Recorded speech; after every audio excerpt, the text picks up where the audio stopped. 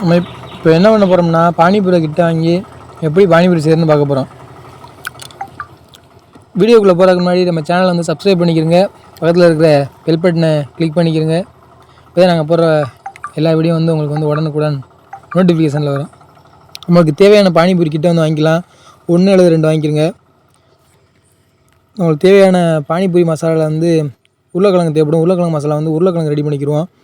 1, 2, 3 இல்லை அந்த இதுக்குள்ளே போட்டு ரெடி பண்ணிக்கிறேன். 2 போதுமானது. உங்களுக்கு தேவையான உருளைக்கிழங்கு எடுத்துக்கிறங்க. எடுத்து உருளைக்கிழங்கு மசாலா ரெடி பண்ணிக்கிறோம். பானிபூரி கிட்லேயே வந்து இந்த உருளைக்கிழங்கு மசாலா பவுட்ரு கொடுத்துருப்பாங்க.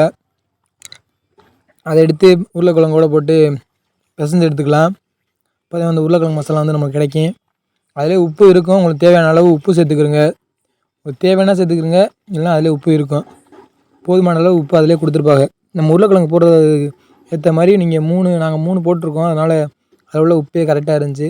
நீங்கள் 4 அந்த மாதிரி சேர்த்துருந்தீங்கன்னா எக்ஸ்ட்ரா உப்பு சேர்க்குற மாதிரி இருக்கும். இப்போ வந்து அதில் உள்ள கட்டியாக இல்லாமல் வந்து உருளைக்கிழங்கு வந்து பிசைஞ்சு எடுத்துக்கிடுவோம். நல்லா வந்து மொத்தமாக இதான மாதிரி சேர்த்துக்கிடுவோம். சட்டியை வச்சுக்கலாம். வச்சுக்கிட்டு எண்ணெய் ஊற்றிக்கிடுவோம். எண்ணெய் வந்து நல்லா சூடானோன்னே ஹீட் ஆனோன்னே வந்து இது போட்டுருவோம். பானிபூரியை எடுத்து பக்கத்தில் வச்சுக்கிறோங்க. தட்டில் எடுத்து வச்சுக்கோங்க. தட்டு பானிபூரி பொரிஞ்சோன்னே எடுத்து வைக்கிறதுக்கு தட்டையும் பக்கத்தில் எடுத்து வச்சுக்கோங்க.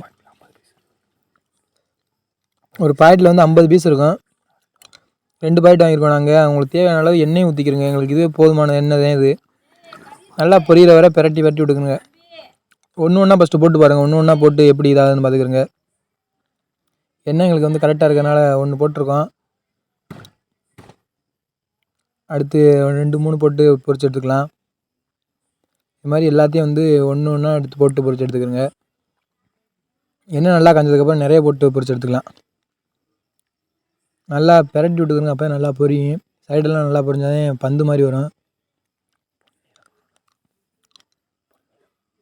பொன்னிறமாக இது பண்ணுற அளவு வந்து நீங்கள் வந்து அதை எண்ணெயில் போய் இருக்கணும்.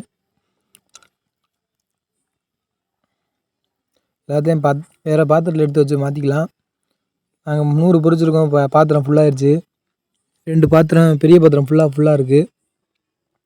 இதோட முடிஞ்சிச்சு பானிபூரி. வரையுமே பொரிச்சு எடுத்தாச்சு. இதுதான் லாஸ்ட்டு.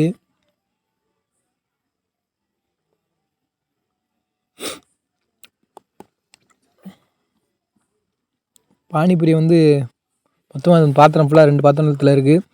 அதுக்கு தேவையான ஆனியனு, உங்களுக்கு தக்காளி தேவைன்னா தக்காளி எடுத்துக்கிறோங்க. தக்காளி தேவைன்னா தக்காளி எடுத்துக்காதீங்க. எங்களுக்கு ஆனியனு நாங்கள் தக்காளி எடுத்துருக்கோம். அதை வந்து ஆம்லேட்டுக்கு வெட்டுற மாதிரி பொடி பொடியாக சின்னதாக வெட்டிக்கிறோங்க. உருளைக்கிழங்கு மசாலாவில் வந்து ஆனியனை போட்டுக்கோங்க. அப்புறம் கொத்தமல்லி எல்லாம் வெட்டி வச்சுக்கிறோங்க. ஆனியனு தக்காளி எல்லாத்தையும் மேலே போட்டுக்கிறோங்க.